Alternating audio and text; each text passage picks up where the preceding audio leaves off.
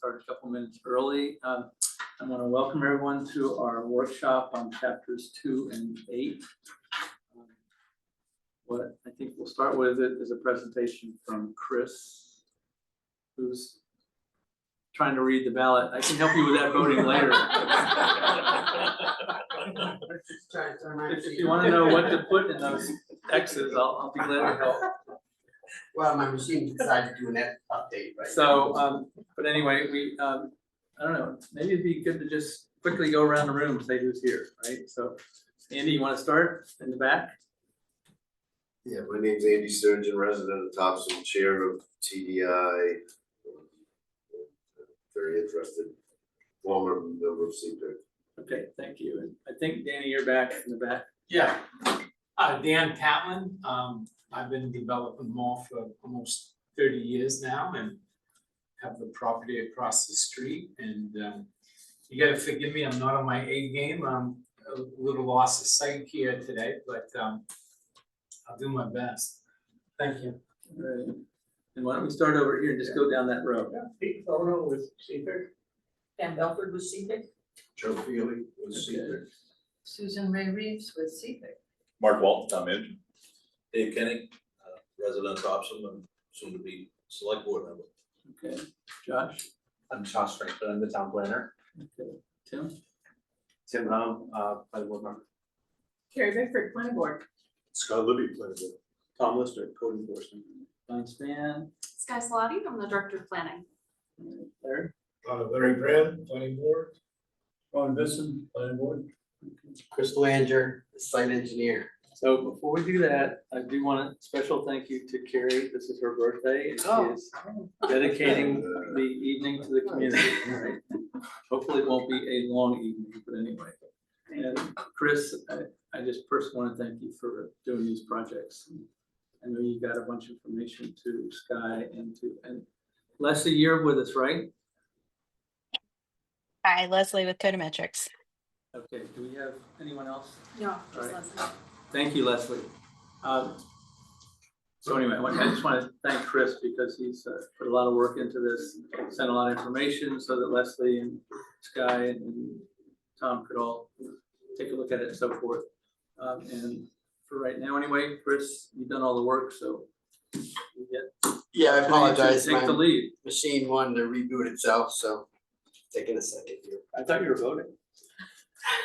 Well, I had it turned on, it was ready to go, and then it turned itself off. So then I pressed the button and turned it completely off. Now it wants an update, so it's coming. Should we go around the room again?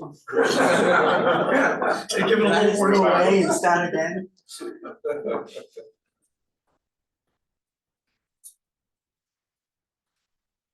And Josh, you guys let him share.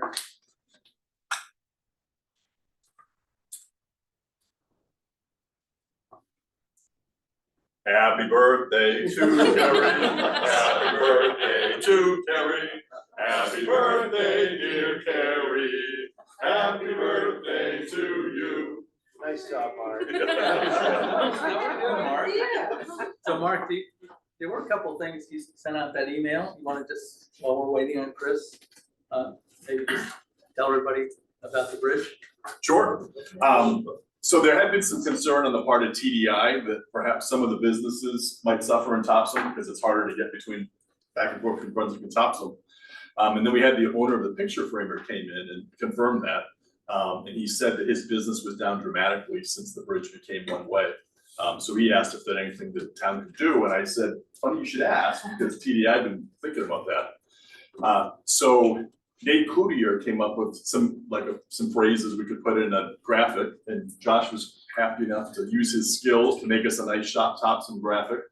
So you may have noticed it on the town sign when you came in, and we're gonna put it in our crier ad that we buy each month. Top half of it's gonna be that way. It should be up for November 1st. And we're having some core class signs made up that we're gonna look for people who have frontage on some of the major throughways through town. They might be willing to let us put the signs on, like maybe Scott Libby's house. So we can't put them in the public place. Brunswick can get that. We can't put it in public places because there's select board has some sign guidelines that basically say the only signs that can go in public way are for 5 weeks before an election campaign signs. So we can't put them there, but if people can put them on their lawn at any point. So if you're interested in hosting a support local business shop Topsham sign, reach out to us and we'll be happy to bring it over or put it in your lawn. Dan's already agreed to let's put one across the street. All right, and do take a look at, they have it in the sign out here. Nice work, Josh. How we doing, Chris? It's booting. Can More I, than welcome to put one. Oh, thanks. All right, thank you. They'll be in like Tuesday, so. Does anyone wanna do a solo? can you, I'm gonna join in now. Not a good start. No, there's nothing to worry about.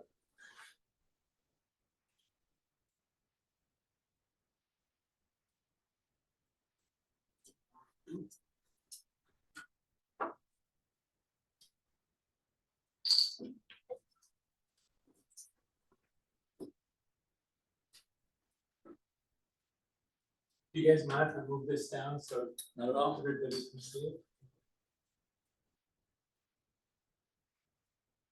Chris did a lot of work on this.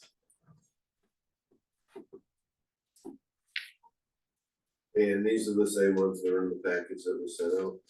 Yes, yeah. What Chris was trying to show here was all the open space, pieces of land that we put between the Mount Woods and Forest Glen project in the mall. And as you know, because of the gullies and all the natural features, it lends itself really well to all these green spaces. And then when we did Mount Woods, we not only had this buffer, but we gave, I think it was about 7 acres up here in open space and about 4 down here. And then we've got these 4 storm pond areas.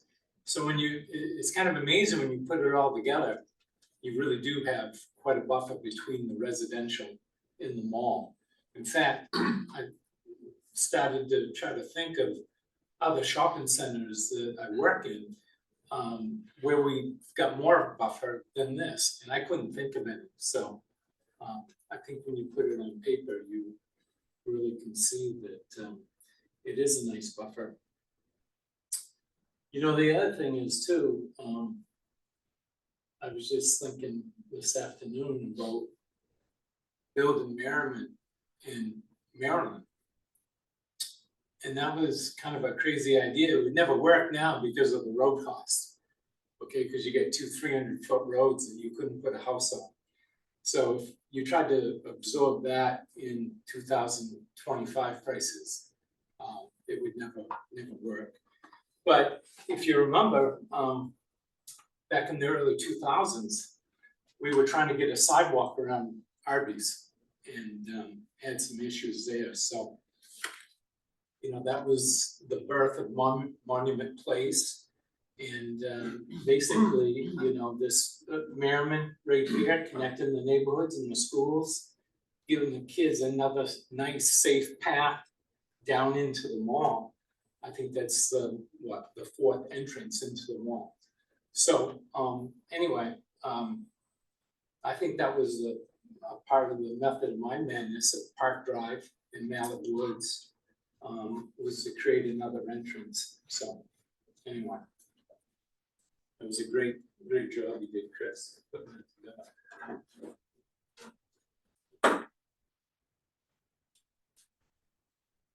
So we close, Chris? Is there a plug-in right here? Yeah.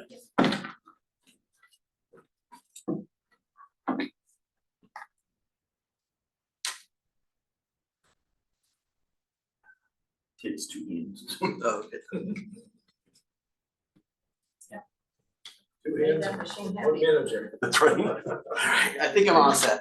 All right, and we won't run out of power. We won't run out of power. My name is Chris Belanger. I did an analysis on the new ordinance. We looked at 2 sites, 100 Park Drive and 99 Main Street.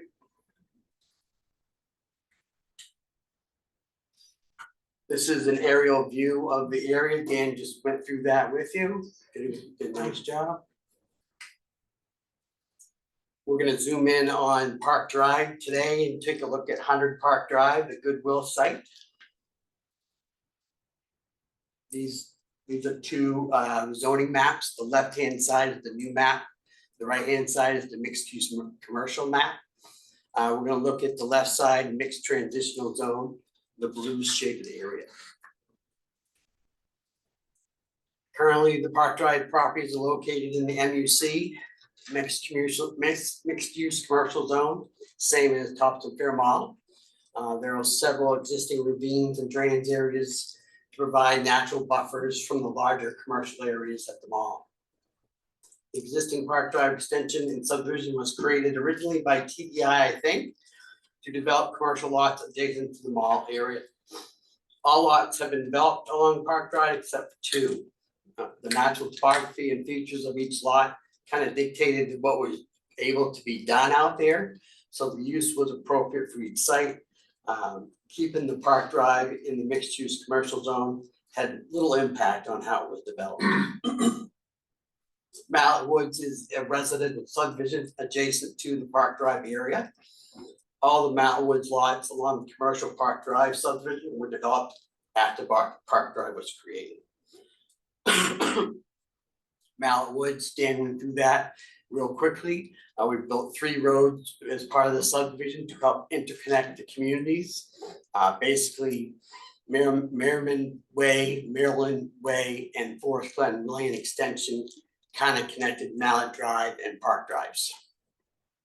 It provides some walkability from the neighbors and the schools to the retail areas. These neighborhoods are now interconnected and provides walkability to commercial uses, which is the intent of the code, I believe. This is the map that Dan just showed you. It shows the natural buffer areas that kind of help buffer these zones from the residential areas. 100 Park Drive is the first site we looked at. Basically, we're gonna redevelop the Goodwill site in the date that we had originally approved a 25,000 square foot pad site on this property years ago. We went and redeveloped it. The parcel is 5.14 acres in size. It's in the mixed use commercial zone. We've approved 4 20-unit apartment buildings on that site back in 2023 and 2024. We provided about 882 parking spaces, and we created the planned commercial development. Basically, there's 2 parcels on this one area. We combined the 2 parcels, created a PCD, and got the density benefits from that. Basically, this site had 91 allowable units we could have built. We're proposing 80. Basically, we're just wondering what happens to the PCD use for mixed use developments as part of the code. This is an aerial view of the Goodwill site with the 4 buildings overlaid. This is the Goodwill retail store. The developer wants to be able to expand and grow the existing store if they can. The Goodwill store has vehicle drop-off areas and loading docks. The Goodwill retail store is considered a retail business use. Here's the drop-off area. Taking a look at the use table, table 6-1.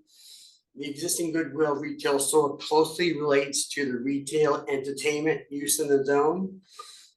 Retail entertainment is not listed as a permitted use in the mixed transitional zone.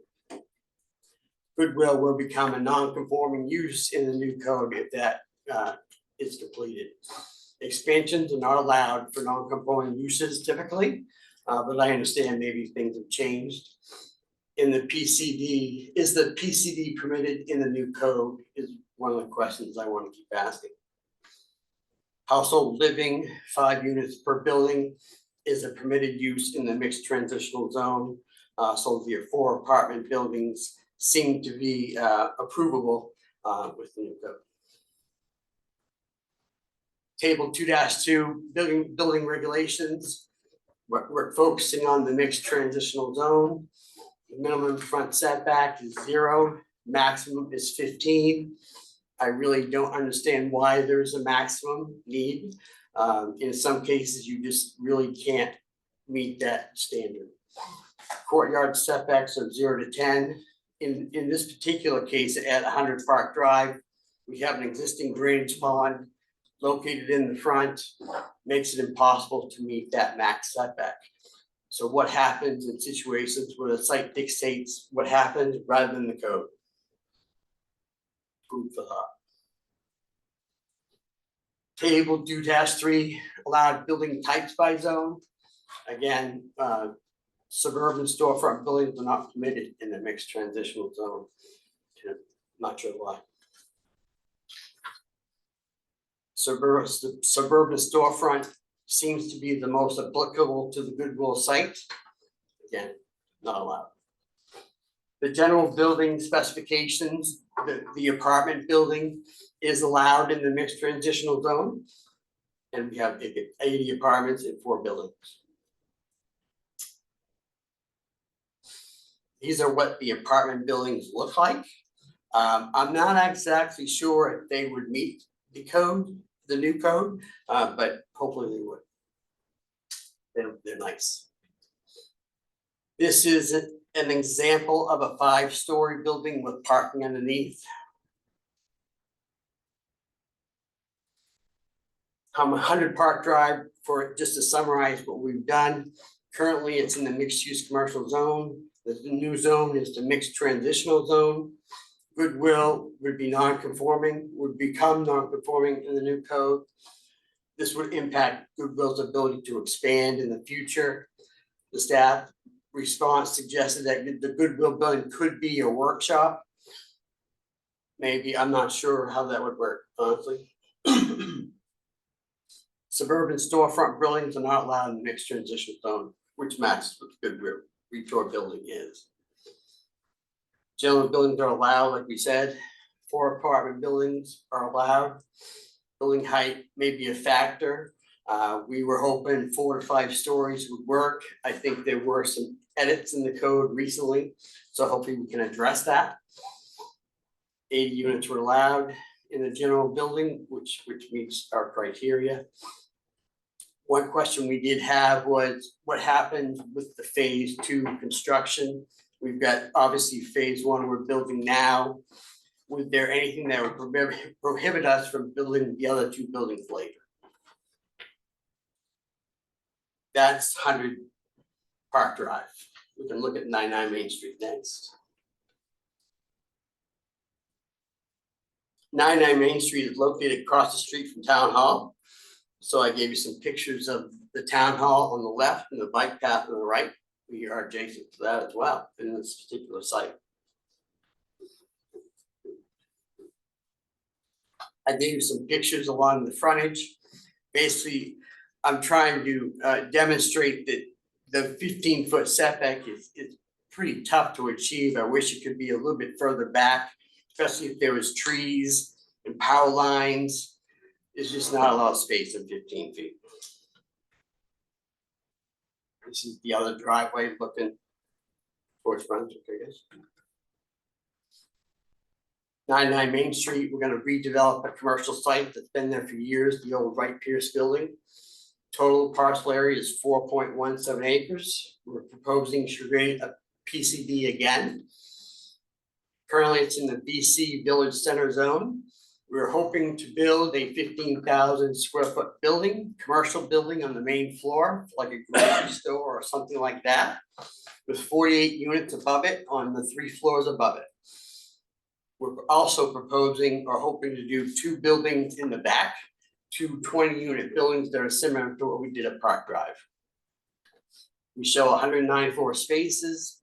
Total residential units would be 88 when they're done. The VC zone requires a max setback of 25 feet.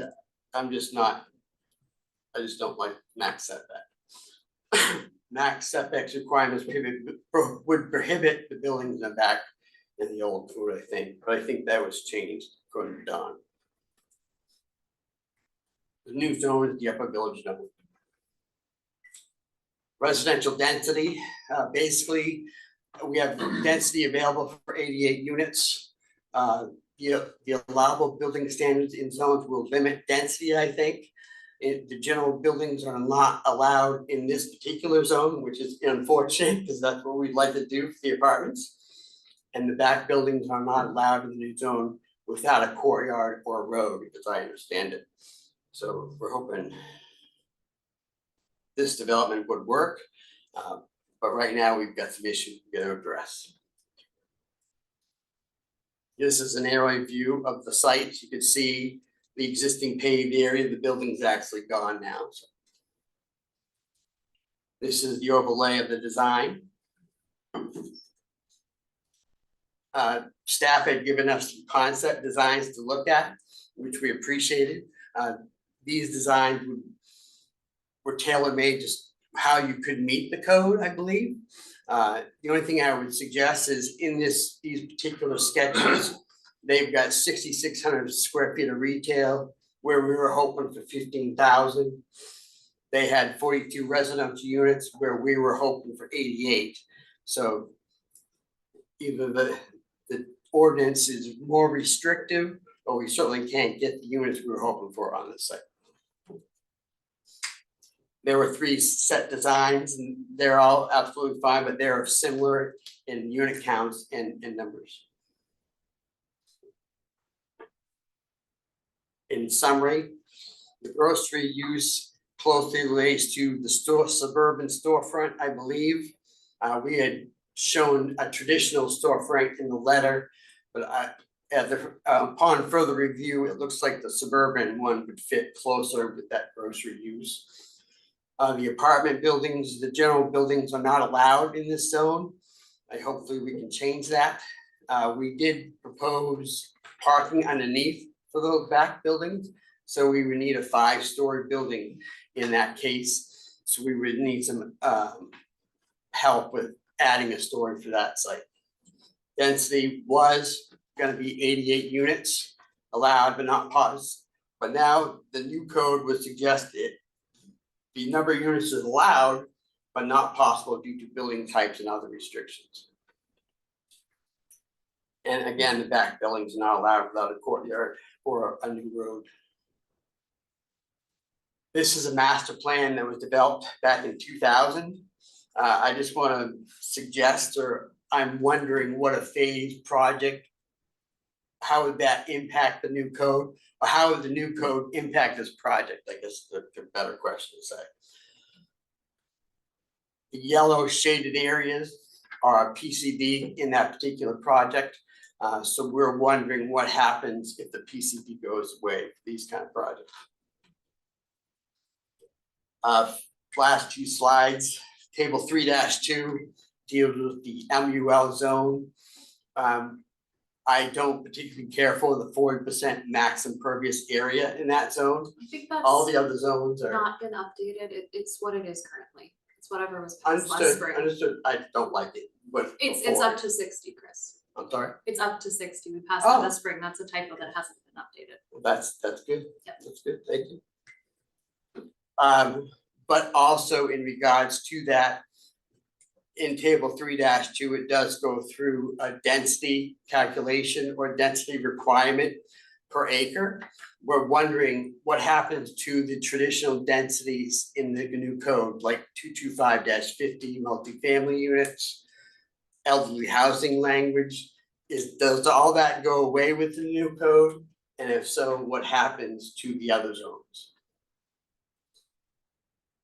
For as an example, this particular site is in the MUL zone. It's 1.85 acres in size. The development plan was a 60% impervious area. Obviously, the requirement was 40 at the time. We were allowed the 60% because it was part of a PCD. And just wanted to point that out. And that's all I have.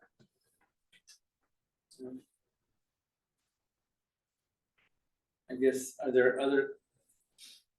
Danny, do you have anything you want to say?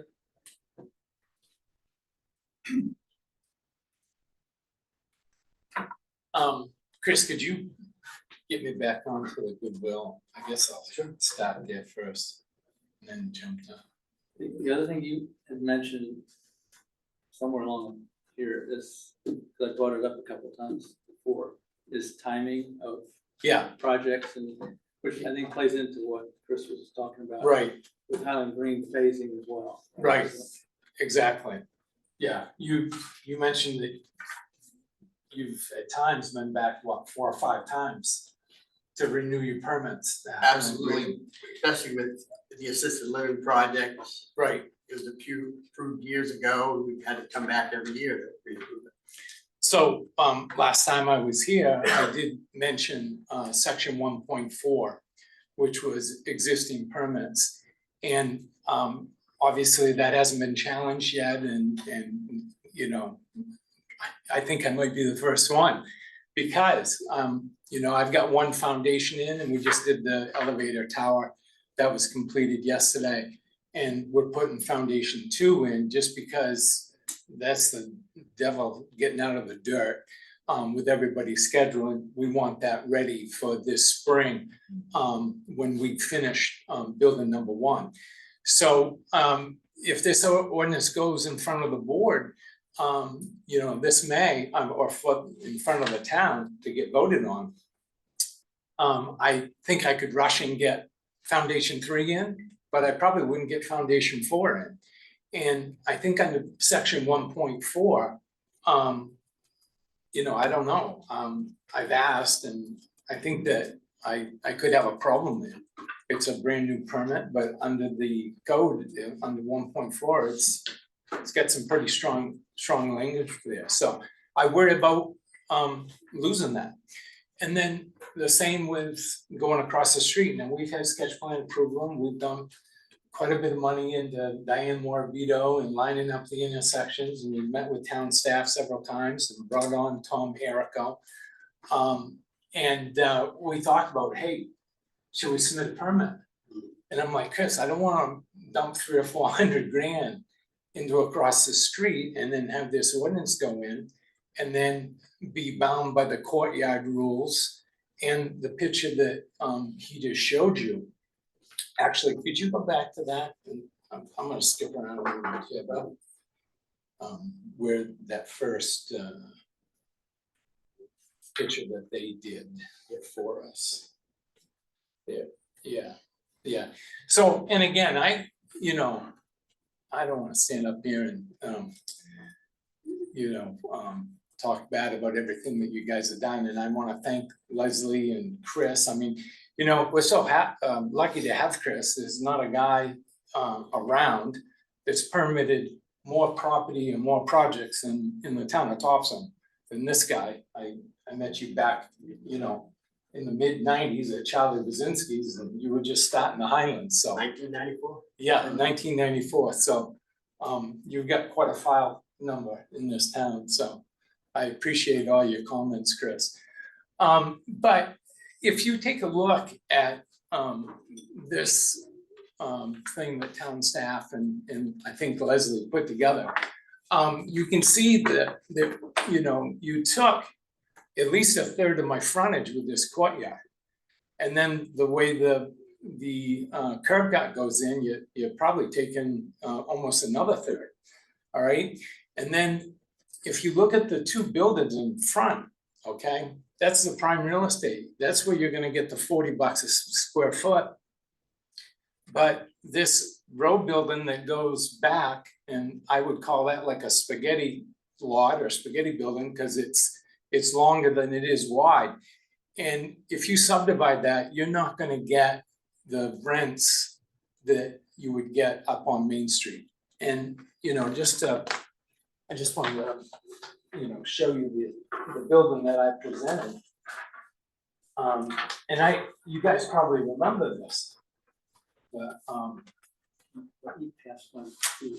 these guys, yeah, I get a few. These guys can share.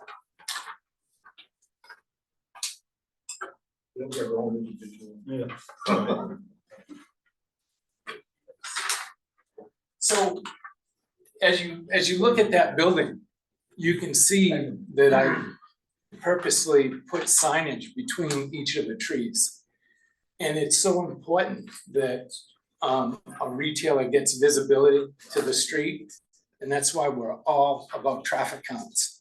Well, unfortunately, if you look at the building in the middle of this illustration right here, if that gets subdivided, nobody's gonna see who's in that building. And do you think I'm gonna get market value? There's just no way, and it's gonna be trouble. And so, anyway, that doesn't work for me. It won't pencil, and I could take that out and show you, but I would need more time with it. I just, got this Friday night and I was out a few days. The other thing I don't like about this is look at the parking all the way up in the top left corner. That's a long ways to carry a bag of groceries, all right? And I like Chris's plan better because the parking's around the 3 buildings. And when people are living there, it's a short walk in the wintertime. And I gotta tell you, I look at the demographic of people that I'm leasing to in downtown Brunswick and already took a reservation at Park Drive. It's people in their 60s and 70s that are downsizing, and it's a market that we all missed. And it's proven to be almost 50% of who we're leasing to. So to have somebody have to park way out back there and walk towards Main Street, that's a long ways in the wintertime. So anyway, visibility. And then the economy of scale. I did, and forgive me, I just crunched some stuff here today, but I'm not sure who actually put the numbers together on this traditional storefront and the storefront B, but I think they were basically doing gross square footages. And one thing that you got to remember is that you're taking staircases, elevators, and hallways. So I just took the math of Park Drive, and basically there's about 4,000 square feet per floor. Actually 4,500. And so basically, so the buildings I'm building on Park Drive, 4,500 per floor, 18,000 square feet. If you divide that by 20 units, I come up with 900 square feet per unit. Okay, so I actually ran those numbers on the 4,200 square foot building, and that came out, you have 3 floors at 4,200, you come up with 12,600, divide that by 900, you come up with 14 units, not 21. So unless I'm missing something, I'd be glad to sit down with you and crunch those numbers, but I think that's off by about 7 units. The second one is 2,400. That's a small building out front, times 3 stories, 7,200 gross square feet divided by that 900, which is a good average with hallways, elevators, and stairs. And it comes out to 8 units, not 12. So I basically came out with 33 units when you factor in those other design features. And if you take it away from our 88, that's a loss of 55 units.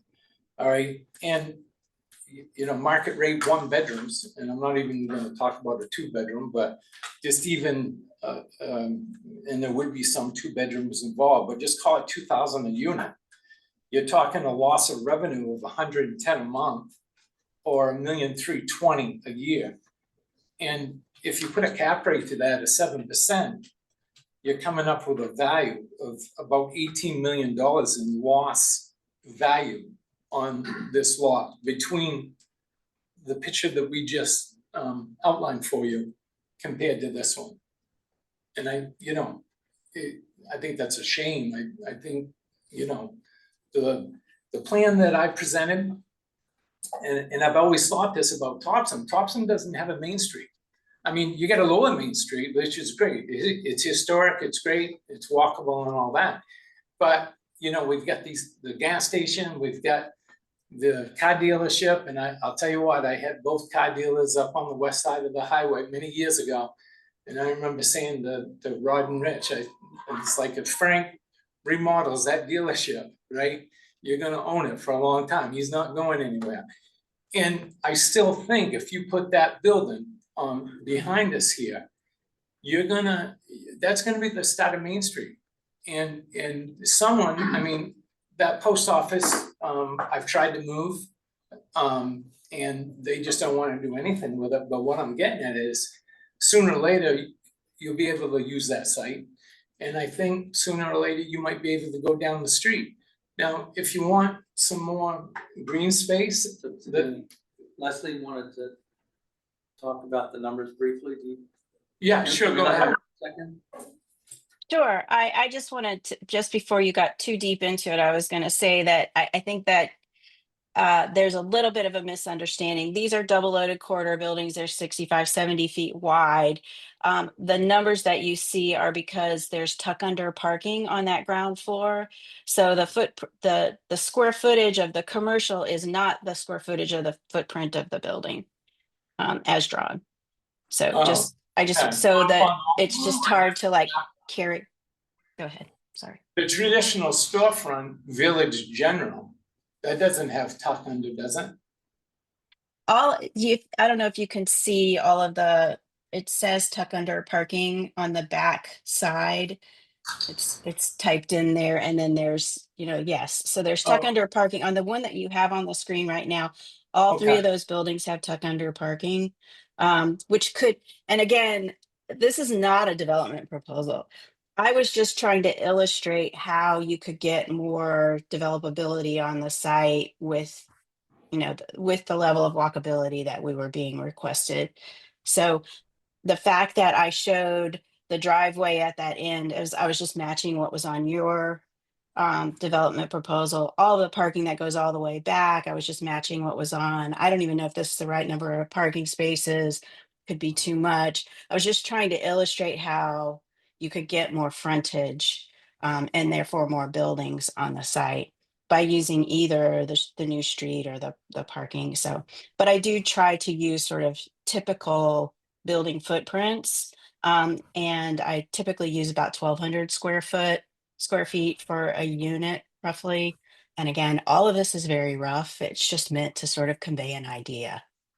Okay, I apologize then, because I thought that the building in the middle was straight retail. And now that I see you do have tucked under parking there. So it's 3 levels going up of building, and I'm assuming the front portion would be retail. Yeah, Closer to 3 levels on top of the ground floor, Yeah, so, 4 stories. and having retail in the front section, correct? Having retail fronting the courtyard and the street, and Now, again, Leslie, doesn't have to. yeah, I mean, leasing property for the last almost 30 years, I mean, you gotta face the street. And this is pretty aggressive. It's not the Topsham Fair Mall. I don't have Target in my backyard. And so it's gonna be a lot tougher to lease these spots out. I get to at least have Main Street, and what I really wanted was the building I just passed around. And I wanted some patios out there with a couple maybe food uses, because one thing I've learned is people want a place to sit. And if they can have a place to sit and look at the traffic and wave to whoever's walking by, and you can create some walkability, your stores do a lot better. So I'm not sure if the storefronts facing the courtyard would get the recognition of what you need to survive. I mean, Don, you know. Danny, what about Freeport's having some of those same issues? Well, yeah, you know what, I don't want to say this really, but you're right. The Freeport crossing is a very similar project that does not have that visibility. And I don't know if you know where the movie theater is and across from Beans, and you used to walk up in there and they had all the fancy eyeglass shops and shoe shops and all of that. And I haven't checked that on in a long time, but I think that went to auction. I mean, it failed miserably. And the thing is, if you think about that, where L.O. Bean, you've got some of the highest grossing real estate in the state of Maine, right there, across the street from Beans, all right, per square foot. The old Down East Energy property, that was the highest at one time land lease in the state of Maine. My brother did that for the Marls. But what I'm getting at is you can be one-off, and that one-off is moving across the street behind those buildings, and look what happened. And L.O. Bean was like, 10 times target, right? So everybody wanted to be by Beans, but they got out of sight of Beans, and that's what happened. So anyway, I would feel pretty comfortable building this building. It might be tough to, or tougher to lease the property, but as you can see, between each one of those trees, we have signage for every building. And I think if you got some food uses out there, I think that you could create the foot traffic, stop the foot traffic and feed on the walking trail that you guys put in several years ago, and we gave you the easement to do that. So anyway, I apologize that maybe it's not as bad as I thought, and it's not 55 units, but it's still, it's still a half.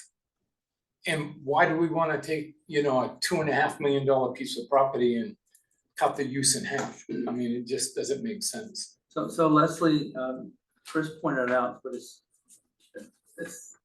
again, he talked about PCD a number of times. And I know that Tom put together something and showed that PCD essentially doesn't exist in any of this, right? Not just in that Right. particular location. I guess we at least maybe talk about why PCD was eliminated, and is it something that is just off the table or what? So Sky, do you want me to? If you want to talk about it in You're relation asking to me. center zones, I can speak to it outside of that. I can either speak to it outside of it first, or Leslie can talk about center zones, because she's Well, the center zones person. Since we're primarily centered on, I guess. Leslie, you first. Yes, yes, okay, so the, What do you? Do you, if I can bounce back to Goodwill, I'll sit down and All right, keep my mouth shut. all right, I'll keep my mouth shut. Leslie, hang on a second. Sure. Can I just go back to Goodwill? Yeah. So do you want to talk Goodwill proper or Goodwill? Yeah, and the whole site, the right project? here. The whole site, or Park Drive? Park Drive. Okay. So, I mean, Chris kind of outlined, what's happening with Park Drive and what you guys are asking. I just find it so ironic that when I came to Topsham and met Bruce Allen in the mid-90s and started doing work, and my first deal was the Wendy's, Park Drive was the formation of TDI. There used to be a big sign there, and it was land for sale, and it was $20,000 an acre, and Bruce worked out a deal with Margaret Murphy, and it was a town public-private venture. So it just, it really bothers me that Goodwill has been my tenant there, and I worked really hard to get him out there in the woods. And trust me, before Mallet Woods, before Park Drive, I mean, they were like, They were in the woods. yeah, how do we get out here and sign this And they had a big- 15-year big sand deal? dune on the other side. Exactly, and nothing's gonna get built on the other side. And I gotta tell you, being around there a lot the last few weeks, of course, I cannot believe that store. that store is maxed out at 10 o'clock in the morning, and I just went to Market Basket to get a little snack, because I was at a closing. And I came back by, and the thing is full, the parking lot is full. They told me that when, and they shouldn't have told me this just before we signed the lease, but they basically told me that they were getting 3,200 visits a week. And the minute the Market Basket doors opened, it jumped up to 3,800 to 3,900 visits, which is huge. So they're like, hey, this Goodwill, Dan, we want 10 years on this one. I'm like, all right, sign right here. I'd love to have you for 10 more years, right? And you realize you're being recorded. Yeah, I know. Well, listen, I tell you what, I got a great relationship with Goodwill. At one time, I had 4 of them, and we're down to 2 now. Well, the one in Brunswick's doing pretty well. Yeah, the one in Brunswick is doing well. That's Jim's. But anyway, I lost my train of thought. I got a little crazy there, but I get, yeah, no, I guess, you know, when I think about, you know, what I've done up in the woods up there. We just, Jeremy sold the last lot up in Mallet this last week, so is gonna be 49 houses built up in there. And I'm really pleased how that came out, and I gotta tell you, I'm glad Jeremy bought that from me. Because I'll tell you what, I would have been babysitting that last 11 lots, 11 houses, and he made money with it because he made money on the site work, and plus he did the site work of the houses. Being the guy that's just building the roads, the cost has gone up so high now that you're not making any money. And so I was glad he took it over. But the bottom line is, it's about $8,000 a year for taxes there, times 49, that comes up to $392,000 a year revenue for the town. The Goodwill building is right around $30,000 a year. And then my Park Drive properties, when I get those 4 buildings built, it's gonna be handy to $40,000 a building for my property taxes, or 160.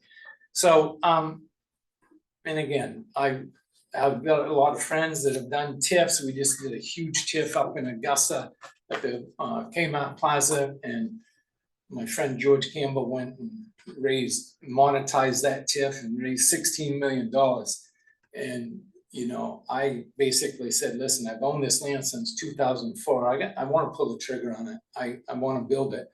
So I didn't want to wait around for TIFs. But what I'm getting at is, $482,000 is a pretty good revenue for the town. They've been there 20 years. They just signed a 10-year deal with me. And sooner or later, if you look at that footprint right there in the light brown, there's plenty of area to go towards the street, and there's plenty of area to come back towards the parking with the little square, the little bump outs, the loading dock. Somewheres along the line, they're gonna come to me and say, hey, we need 2,500 more feet. Or, Dan, can you know, we'll sign another 10 years with you, but you gotta put us another loading dock on. So if this ordinance gets passed, I'm non-conforming, I can't build a broom closet outside there. And furthermore, and I know we're still talking about this and we're not 100% sure, but I feel the very permit that you guys gave me this February to build Park Drive residences, using the planned commercial development theory of both parcels of land to get and tell me if I'm wrong, Tom, but we use the acreage of both those parcels to get the density up, right? Yes. Yes. Okay, thank you. So if we lose the planned commercial development, and section 1.4 takes hold. And I'm the first guy that's goes through section 1.4 existing permits. If I don't have a foundation in there, I could potentially lose that 25% of my project. And I don't think that's right. And, you know, like you said, Chris, you've been in front of the board 4 or 5 times. It's the market conditions, it's financing, I mean, you try to build this stuff out as quick as you can, but, stuff happens. And stuff happens more since COVID than it ever did before. It's twice as hard, or actually 10 times as hard to get a deal done. So, I mean, that's the reason that I'm here tonight, is because that planned commercial development and making something that I've been working on for 20+ years is now at the stroke of a pen going to become non-conforming. So what am I gonna do with that building if they need more and Goodwill have a split, and what am I gonna lease? Who am I gonna lease it to? So I just don't like the fact that we're non-conforming, and I'm being told it's because we need a buffer. And that's why Chris did this picture right here, because there's more green space around that Goodwill site and that Park Drive site than any other shopping center I've worked in my 30 years of doing this. So I don't buy the buffer deal. And my closest buffer is the new homes that we're building in Mallard Woods. And I hate to think that I'm the one that shooting myself in the foot there, but everybody knows. And I even had a neighbor, Glenn Ramsey, speak in favor of my project. And we went back there and we planted a bunch of trees. And actually Josh went back there and we had so much canopy that when you first started your job, Josh, you went back there and we downsized the number of plantings, because we were gonna have to cut trees to get the things in. So anyway, I just wish you'd give that a second thought. I don't wanna see Park Drive non-conforming. And listen, I'll tell you what, the guy that owns this lot right here, and I think it's Dr. Howe that bought this lot, Ted Crook bought it and then flipped it to him. Why is this guy getting penalized? He's kitty cornered to a market basket. He works on all this traffic flow that I just mentioned with Goodwill. And now under this plan, well, it's the new zoning that you don't allow retail or anything else. I'm thinking that you're gonna be very limited what you do with that lot. And that's a shame, that's a nice lot. And it doesn't abut in a residential use. Right, it abuts the church and it abuts Goodwill. So why should that one get penalized? So anyway, I'm gonna take my eye that hurts and go back and sit in my chair. Thank you. I said, I'm glad it was an eye and not your mouth. Yeah, right. All right, can we come back to Leslie on PCD or not? Can I actually just really quickly, Sure. I think we should, Tom, can you speak to the permits running out under the new zoning chapter? 1.4? Yeah. Really nothing will change. It's worded different, but comes back to vested rights. Say that again? The good part, nothing will change. So we have vested rights right now, so think of it as the building code changes. If you get your permit under one code, you build under that one, and if you get it under, after the change, you have to build the same building under the new code. And on that, before you go, I've got some good news maybe on your next three along those lines. The same with zoning. You're approved. Essentially, the site, you went through site plan and that permit has been issued for this site. Now, Leslie maybe can come in. So I don't see that as being affected, your ability to do this. What may be affected, and Leslie can check, is I don't see carry through on the architecturals. So you do architectural review under your site plan permit, but now we have going to have standards under the zoning requirements. I think they're two different things. So to that, you may be into a modified design because those technically haven't been approved yet. So Tom, you kind of lost. I'm I don't kind know, of, yep. right? Couple things. One is because he showed Highland Green, which I basically have always accused from. Yeah. But they've come several times for extensions. And essentially, as you know, it does have the PCD out in Right. that area, right? Yeah. To the extent that they are at the end of one of theirs and they need a new extension, do they still have vested rights? So the PCD, we're gonna look at adding that, or getting them back in somehow. So the issue with the PCDs, we have, No, can we stay before we go to PCD? 'Cause- Yeah, yeah. So it isn't just PCD. Basically, what they have approved, if they come for an extension and we're now under new zoning, can they still get it extended? new zoning would apply. Right, Right. so So no. let's just, no, so I'm just, if I understand it right, they don't, I mean, yes, they have vested rights, but they have vested rights within the Right. window. And they, right, And so then the vested rights go away.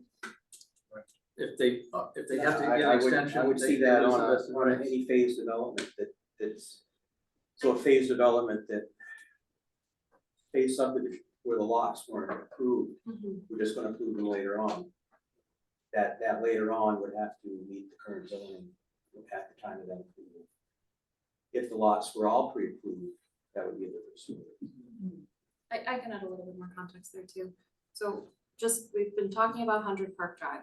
The site plan for 100 Park Drive was approved with the current zoning, or zoning actually probably a couple of years ago. Development has started on that, so that site plan is approved. They're not gonna run out. They don't hit that 1 year where they need an extension. 100 Park Drive is good under their site plan. It doesn't run out once you start, to my knowledge. It's not part of the zoning chapter, so that should not be an issue.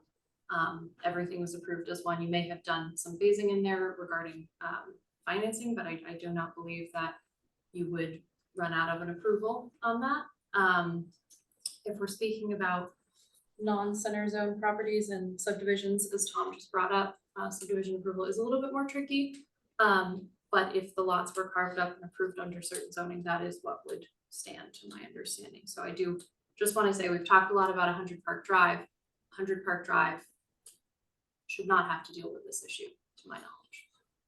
So if 100 Park Drive has 2 buildings built, and say 2 years goes by, he can still build the other 2 buildings identical to what the You can build them as they're approved under the site plan. original site plan, The site plan, without having to. the most conform- recent site plan, yes, like whichever one has been signed by the board. Right, without having to then build under the new ordinance if it passes. Yeah, you only have to go back for an extension or reapproval if you have done no site work. If you have just gotten approval and done nothing, which is a different conversation in my opinion. Yeah, and I think there's another piece to that, is the building type standards. So I don't see, that has never been approved, so that would come into play down the road. Building types. So if your question is, can you build the exact same building? I doubt it. That is his question. Yeah, Right. it's not, can you develop the site, can you build the exact same building? I don't know.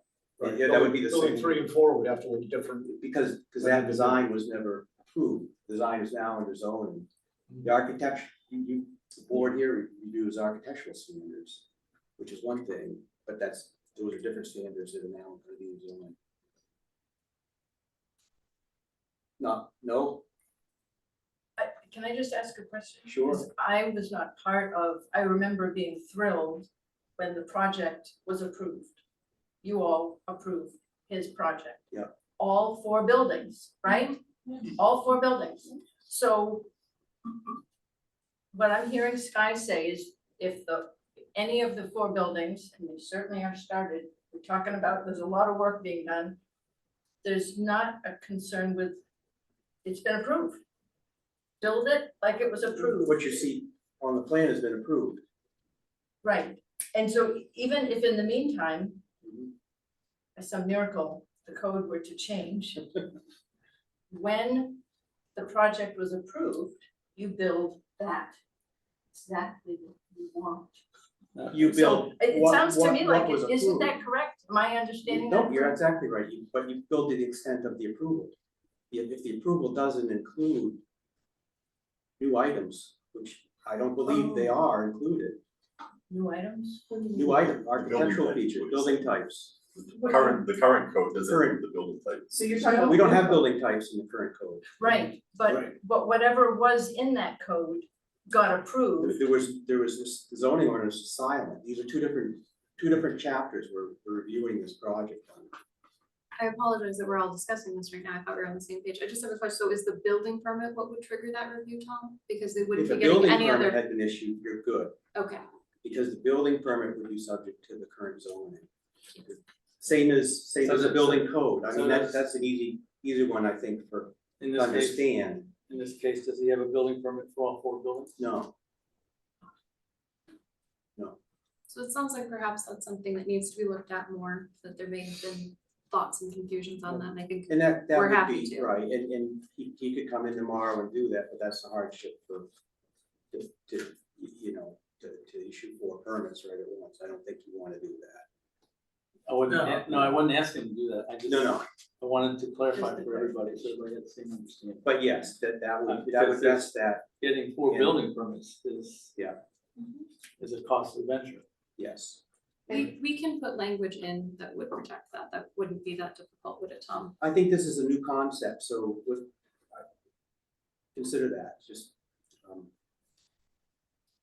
But the building type, for let's say, going back to my scenario, building 3 and 4.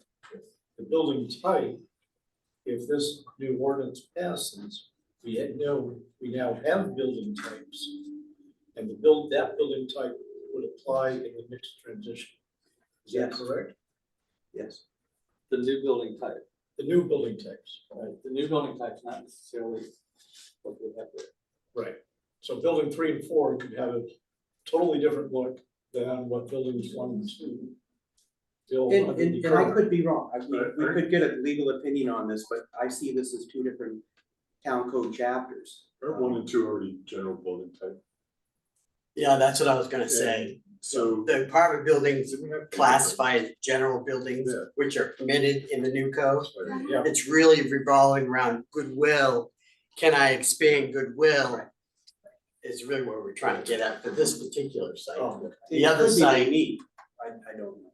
The other site, the apartment buildings aren't allowed, which is kind of Yeah, but, maybe confusing. but Dan, where we were starting going down, was Dan was asking about 1.4, which is what most of this discussion was. But to your point, yes, That's what we're concerned about, is Right. making it non-conforming, However- and now we can't expand. in the bigger view of Park Drive, basically, that new transition zone doesn't just impact Goodwill, but a number of businesses That's right. are non-conforming, right? And then the lot that's never been built on now has new zoning. That's what happens with the new zone. So, all right, if you're gonna deal, Well, my question would be, before we go and make that final decision, which is the first time actually we've been actually talking about the specifics of this. If there's unintended consequences that are going to happen with the new zone, can we go back and renegotiate this and make sure that we dot our i's, cross our t's, and make sure that this doesn't happen? I mean, we've got a developer who's been in Topsom for 30 years. I would hope we would bend over backwards to make sure that we're working with Dan and other developers that have committed their time and their life to Topsom. And, I don't want it to be so hard to jump through hoops if we are creating more work and more obstacles with the new zone. So I think we need to go through it piece by piece. And I know it's taken a long time, and I know that it's here now, but why are we changing a lot of these things? I've never been told why. Like, why are we making it so that now this is non-conforming and that's not conforming?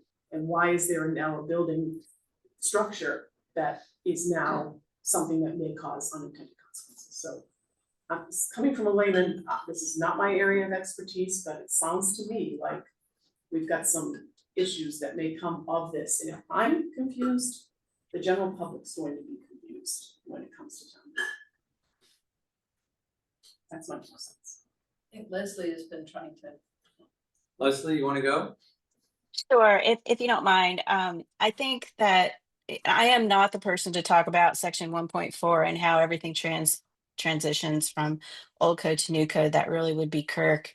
If I'd known we were talking about this tonight, I would have had him join us as well. But it sounds like it's just language that needs to be written to make sure that anything that has site plan approval can use the zoning regulations that were in place at the time of the site plan approval.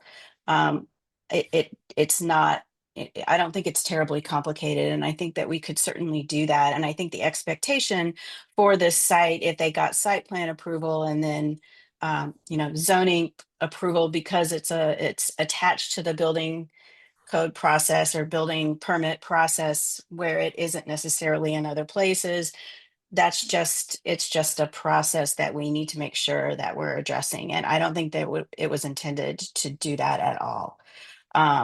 So I think that it's something that can be handled with just language that would allow that to continue.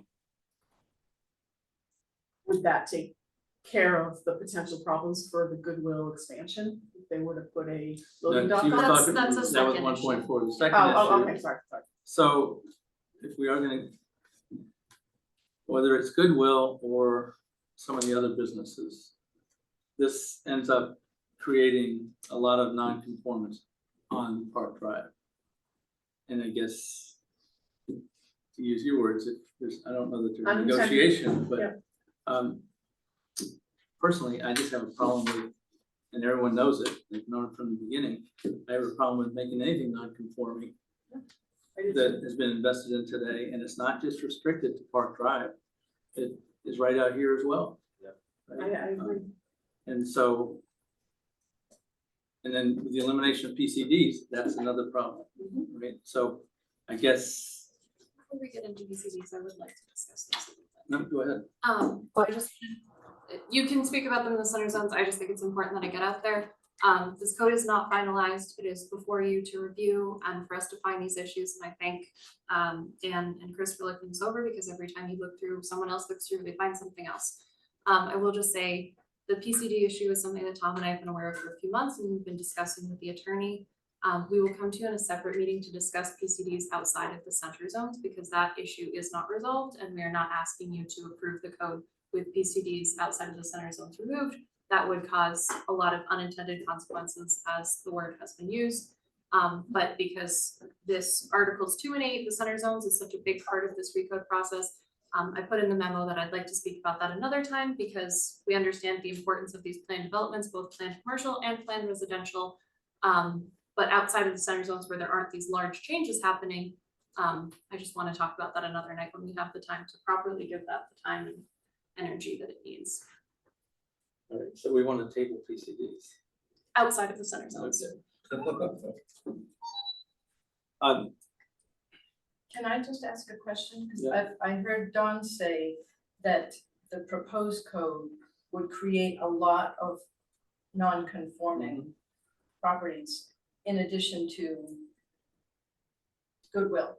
I don't think that's the case at all.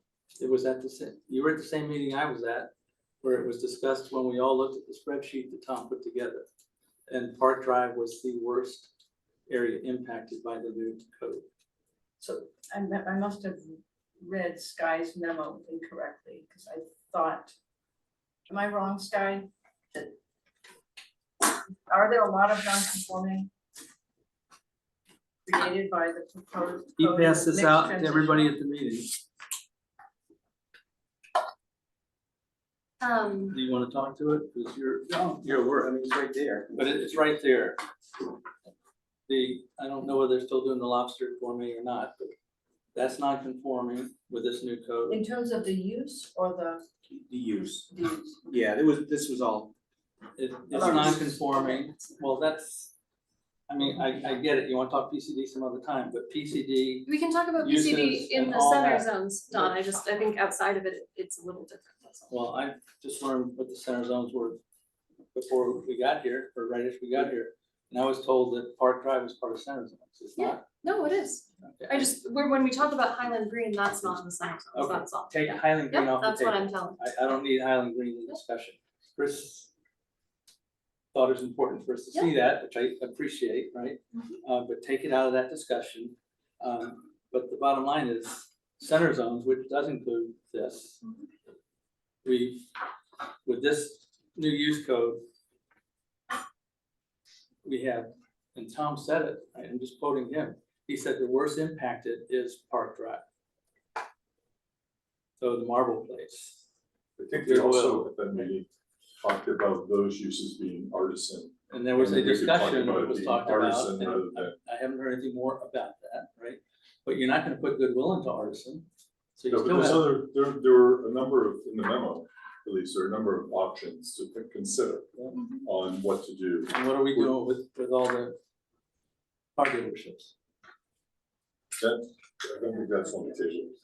Well, it is. I mean, we can't talk about the whole thing tonight. No, well, there's a basis for the whole thing, and the bottom line is that's Center Zone, and 100 Park or across the street is part of the Center Zone, right? Yeah. And that's what we're talking about. I So know, but we're when not we say talking the about car whole- dealer use. right No, now. no, I'm talking So- about the car dealership there, and there, right? All become non-conforming with the new code. That's in the same report. You know, I didn't know we were talking about that tonight. I thought we were talking about these two and talking about the Well- section 2 and section 8.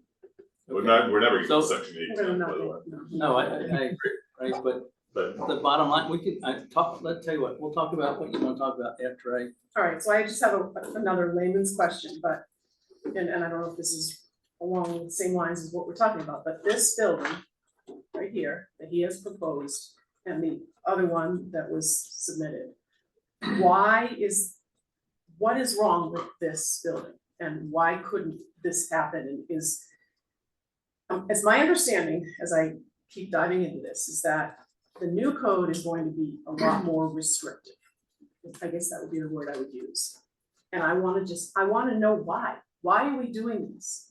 I've already had people come to me with projects that we've approved that they were not happy with, and they had to jump through hoop after hoop after hoop after hoop. I hate to hear that. I'm a proud person who's lived in Topsham. I think it's great that people wanna come here. And I think, we do a great job of developing. But I certainly don't wanna be known as like, oh God, don't go to Topsham, it's ridiculous. You're gonna have to jump through a million hoops to get your way or to get something put up or whatever. But when I look at something like this, it's professional, it looks good, the ideas are awesome. Sitting out front, looking at the cars going by, maybe patios, maybe some restaurants, coffee shops, whatever. You've got everything you possibly could want. It would be amazing to add to the downtown here. And I just want to know why. Why is this not a good idea? Somebody needs to tell me that. Leslie, do you want to go first or Scott? I would love to. Go ahead. I'm sitting here, sitting on my hands. Yeah, go ahead. So the commercial building proposed along the street would certainly meet the code. On if you're talking about, and we are jumping around quite a lot, so if we're now talking about 99 Main, is my Yeah. understanding. Chris, can you pull 99 Main back up? And do you have Danny's picture in any of your slides? I didn't see I it. don't, Well, sorry. it's this one. Okay, This one, hoping for Leslie to be able to see it, right? I can see it. Okay. Yes, this one I can see. Yes, so that building at along Main Street would definitely meet the traditional storefront building that's in the code. I'm not sure how tall it was proposed to be, but this is definitely a village zone, and per the comprehensive plan, the heights are lower than they are in other locations, simply because it's a village zone and we were sort of instructed to maintain the scale and the village feel of Main Street. So as a traditional building, traditional storefront building, it would be allowed to go up to 4 stories. What does not meet the code would be the 2 apartment buildings floating in the back. And those apartment buildings are just not tied to any sort of pathway. They're just sitting in, kind of like a parking lot and they're elevated above, the units are a level above, and there's parking underneath of them. And just in terms of walkability, again, per the comprehensive plan, that's not the type of development that was thought to occur in this area in the village zones. And so that's what I was trying to just illustrate. How can you tie those buildings in the back that are kind of floating in the parking lot, tie them to pathways, to Main Street, to the other buildings and other developments? And I haven't been given an opportunity to speak about the sketches that I did. They're just kind of being, assumed, lots of assumptions are being made about them, Go ahead. which is, but I don't want to take time to do that. But the idea behind the sketches was to show that one of the main points of the code is to have not only to support parking and being able to drive your car to and from, but also to be able to walk, especially in the village districts. And so this idea that you could walk along a path and make it to the fronts of these storefront buildings, or across the street to the coffee shop, or across the street to the uh, town hall, that was sort of the driving force of the way that the code was written for these areas. I also would like to say that the heights for those buildings and the allowance of the general building in this location was a conscious decision based on that village quality. And so the idea that these could be 5 stories in this sort of low scale area, we're allowing for 5-story to be in like lots and lots of other places in the town Topsom center to preserve, along Main Street, that scale. If I could respond also a little bit to 100 Park, I would love to. No, go ahead. Is that all right? If you could go back to that slide, that would be great. But if you don't need to. So again, and this is something that was based on the idea from the comprehensive plan that the new zoning would match the character of the different areas. And the character of Park Drive, I had proposed, seems quite different than Topsom Fair Mall Road. Again, and everyone here has said it, it's heavily wooded. It's got lots of, green buffers. It's got the ravines kind of running through it. It's a narrower kind of curvy street.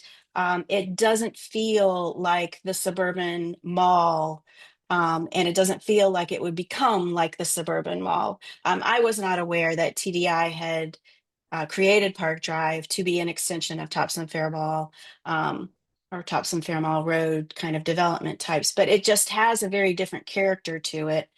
And the majority of the types of businesses that are there right now are more that kind of artisan, material sales, or offices, childcare, those kinds of things. Really, the only commercial, truly commercial, is the Goodwill store.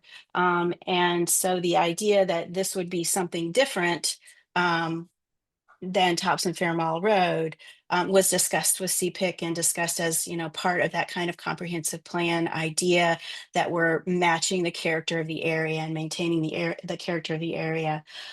We haven't actually talked about the workshop building a whole lot through this process, but the building type that the Goodwill is in is very much like the workshop building. It has a lot of flexibility to it, and it would work. The use itself would be non-conforming, but I also will say that in almost every code that Kirk and I write together, we're really flexible with existing non-conforming uses to allow them to expand. And I think somewhere along the lines over the many, many years that we've been working on this, somehow the non-conforming language got sort of tightened up quite a bit. And so Sky and Kirk and I have been, and Tom have all been talking about loosening that up, because you absolutely want your businesses that are there, even if they are legal non-conforming, and I hate that word, they're just existing, to be able to expand and continue as they are. So that is something that we're definitely looking at.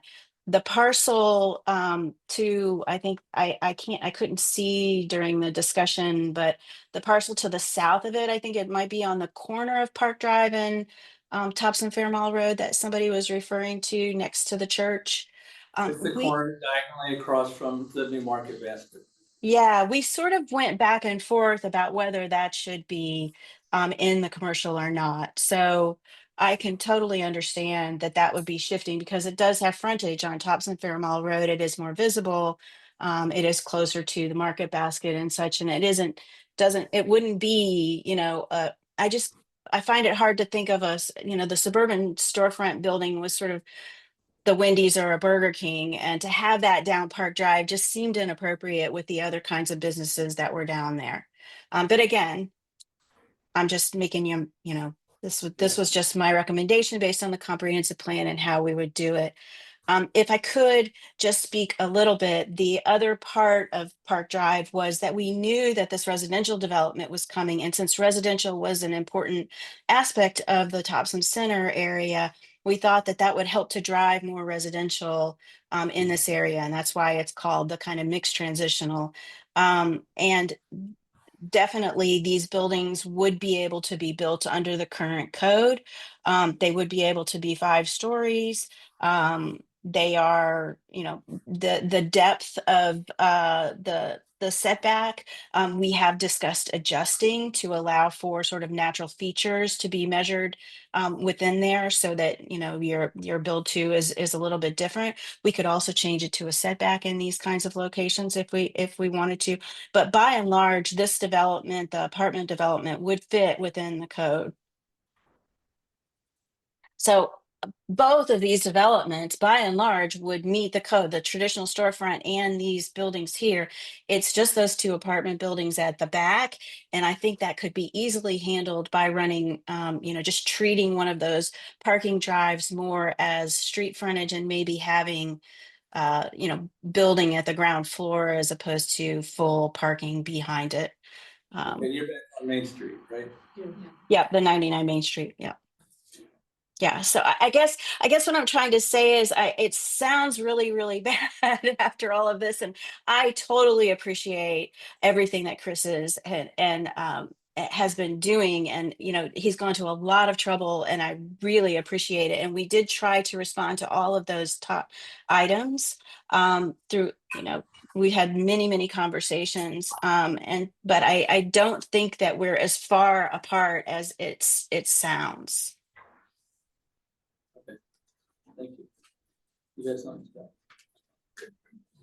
Yeah, I think we have a lot, but there's so many different things to touch upon, we have to keep going, but one thing that about the Goodwill building, I really think, I don't know if it was in one of the memos, it looks more like the workshop type building, yes. rather than a Wendy's or a suburban, Yes. so it seems like it's already a building that fits in that zone. Though the 2 workshop buildings that are in here would be nicer over there. One of them looks like it's a flight deck, the other one's made here. But that's just a personal. Sorry. My daughter would be horrible if Goodwill left, but. Oh, believe me. So it seems like it just comes down to trying to go around to Workshop. figure. There was also there was a Usage, use issue, right. right?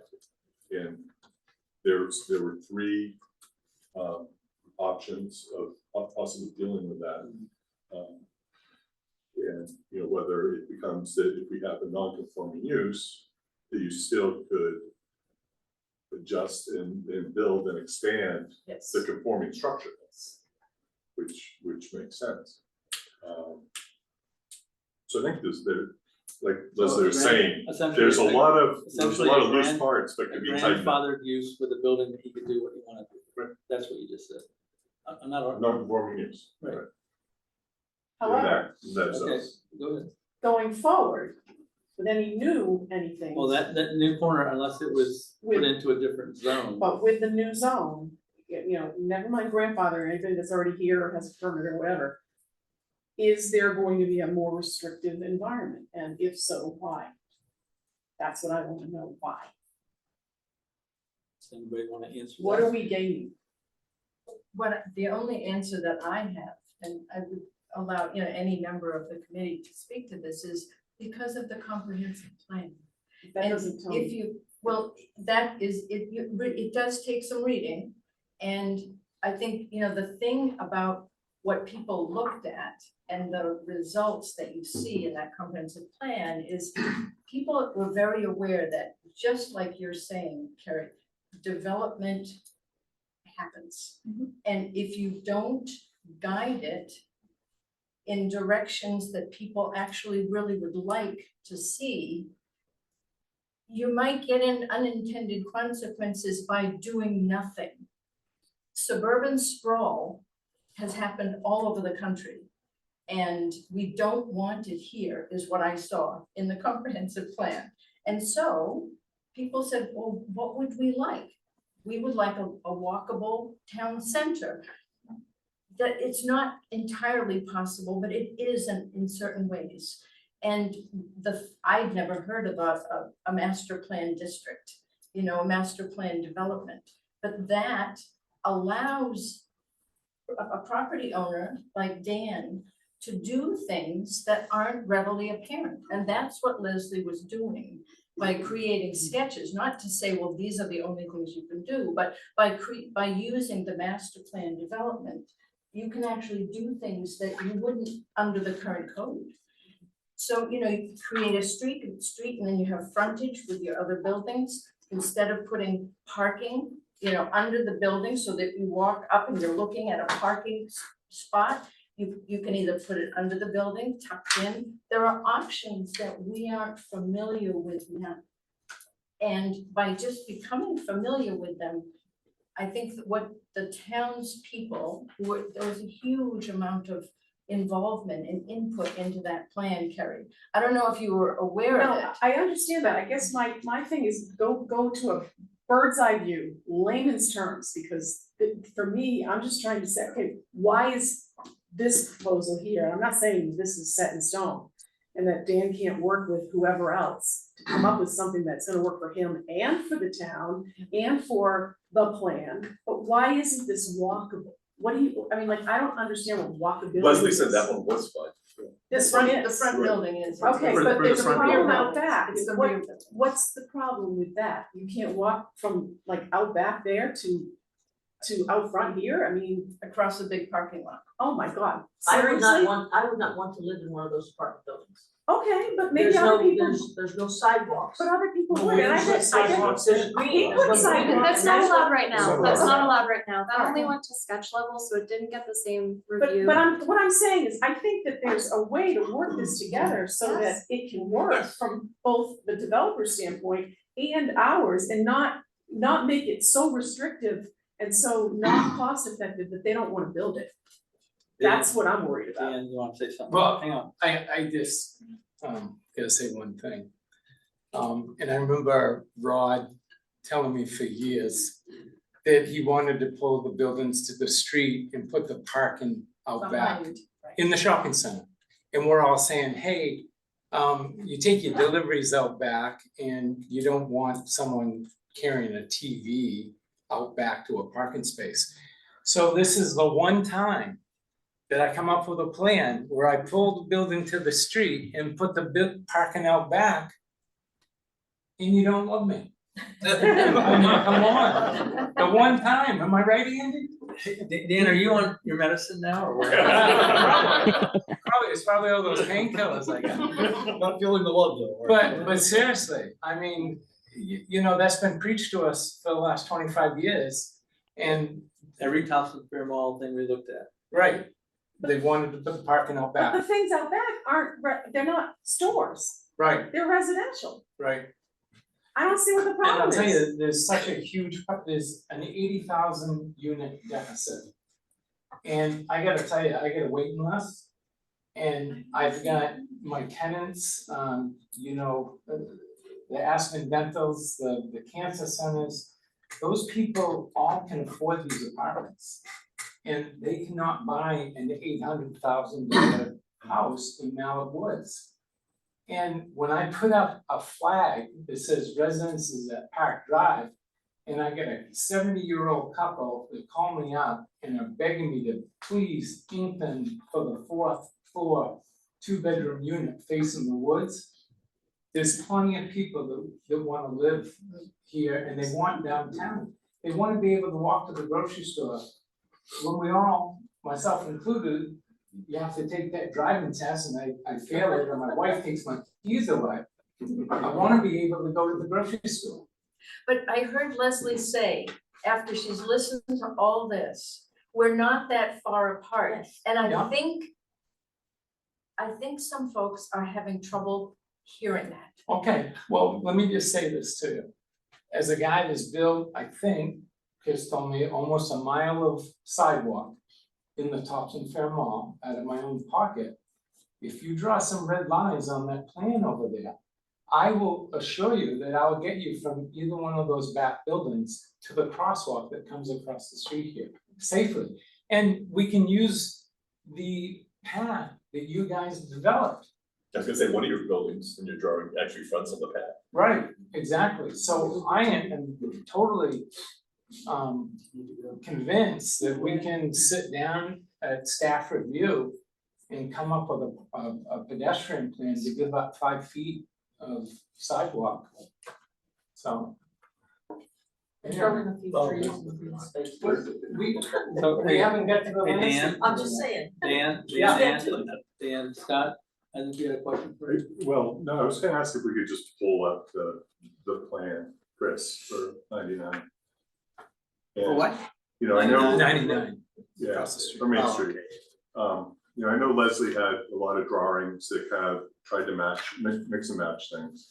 I think it was a comment that you had, Chris, or it's been in the plan that that would kind of be nice to have another outlet, right, over to the southwest. A second entrance. Right, Sure. second entrance. So if you kind of combine what you're thinking and what you'd like to have there with some of Leslie's off the cuff drawings, why wouldn't that be an interior street that could meet the MDP, that could be by your housing, possibly a third housing building, so we even have more housing in there, and that meets the code of having frontage. Because For me, the whole thing is the general building is not allowed in this zone. And that's where we're gonna get our units from. A row building, a village building is not gonna give me the units I need instead of that general building. So it's not allowed in that zone, which is the point we were trying to make. He was getting half, And you so, no, but not counting Dan's map. so we can visit why not the general building, Exactly right. right? And that's, Exactly right. you know, so that we can, Change that Move to a forward. yes and, you Right. know. because the general building doesn't look a lot different than some civic buildings we're sitting in right now. Yes. Right. Okay, and so it would be very similar to have across the street.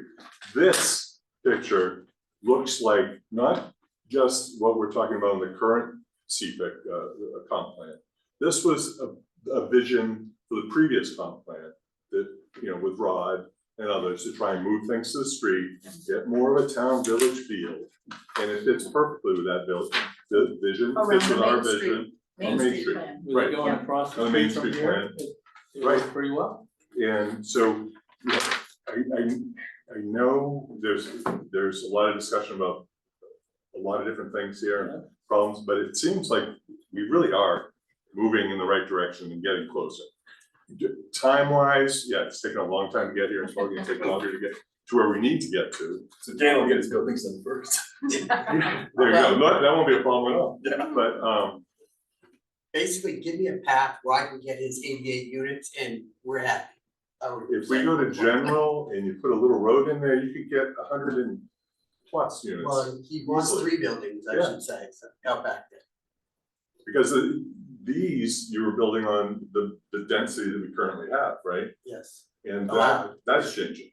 It's We changing don't at the have a speed density. level too. There's no Yeah. density, Right, there's no density issue. but you you're restricting the building Right. types, which will restrict the density. Then But if we go to a general, That would help. And you need the units, I believe, in order to make it financially feasible. Right, Exactly. Leslie, you had some? I was just gonna say that talking about how this code is more, um, more stringent, it actually is more flexible in terms of the density, the density numbers not being on it. I mean, the village zones being different. Um, it just sort of exchanges that for design standards that are hopefully a little bit more clear, So than, what do and you, don't have to be negotiated. you said the village zones being different. What do you mean by that? The village zones were specifically intended to maintain the village kind of scale Get that, and but feel. density is different in the village zones. The scale and feel of the buildings are smaller. In terms of density, like dwelling units per acre, there are no dwelling units per acre limitations or requirements in any of the Thompson Center zones. And the reason for that is because they're hard to understand, what they mean. And what we're trying to do is make this a more predictable, easier to use code, saying, here's your envelope, build as many units as you can in that building up, and So increase the let me- height as Let well. me ask it a different way, and this is a trick question. I don't remember what the number was, but in the one you've taken, basically through sketch anyway, it called for how many units, residential units across the street? 88. 88, okay. And this slide, so 88 is in the sketch that they've had. This says that they get 40. Now, maybe there's some math Well, issues there. I or should whatever. clarify, the big building has got 48 units above the grocery floor. The two back buildings have 20 units each. You Okay. add it all up, you get 88. All right, so do we, with the new zoning and with a different building type or whatever, how close do you get to the 88? Am I asking the wrong question? For me, it's really the general building not being allowed is my first problem. Can you get to 88 with a general building? And would that big building, if it was called a suburban storefront, is not allowed in that zone. If it was what's it called? Traditional building, as long as that's allowed, and I can get the 48 units, I'm happy. But I don't know that I can at that time. But are The we talking? traditional storefront is allowed to go up to 4 stories, and it has no limitation on length. So it can be as big and as long. It does have articulation requirements, design requirements for the facade to kind of break it up and make it a little bit small, feel a little bit smaller, but it is allowed to go up to 4 stories. The apartment buildings in the back, which are not storefront buildings, are limited to 2.5 stories because again, that's that village scale. So we're allowing the kind of the storefronts, which then we, like very recently, within the last few months, have allowed those to go up to 4 stories. But the original intent was for everything to be kind of 2.5 to 3 stories in the village zones. But do we think, Which is and I'm trying to read between the two of you, are we getting to about the same number of units or not? Not if you're forcing the row type buildings and the village type building instead of the general type building, I'll definitely lose units. And that's really. When you've got 4 stories of units in those two, and their design in those two buildings, you can't do that unless you do more storefront buildings. Because we don't allow the village general buildings to go that tall. But you could do multiple village general buildings. My sketches didn't, I didn't count parking spaces or any of that. I was really just trying to convey. I did those relatively quickly. But I was trying to convey that you could incorporate green space or incorporate a new street, much as has been discussed, to get more frontage, to get more buildings, and you can line that street and that open space as much as you want with buildings. With small buildings, or the small general building can be really long. You can, attach them together, but it depends on how much parking is required. And, there's no parking, so that's up to the developer. So when you say multiple storefronts, Can you, in his picture, can you turn this into multiple storefronts? Multiple buildings, I guess, with, I mean, I we would don't. say 0 setbacks between the buildings? I'm, If you okay. can't see it, Leslie, I can answer that. Yeah, I one's can't. No, I understand it's Okay. allowed. I was trying to get to the numbers, right? Okay, She used the phrase multiple storefronts, so I was trying to. you could put some on the back, yes. On the back. In the back of the lot, yeah. On the back of the lot. Put storefronts under the two. Which is what I think he was arguing. He put it back there and it's not cost effective because the stores in the back aren't going to work. Yeah, That's what. not commenting, just wanted to make sure that was clear.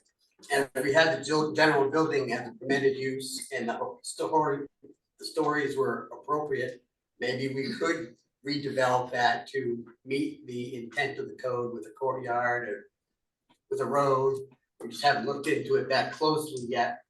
We're just trying to figure out why can't we do this one?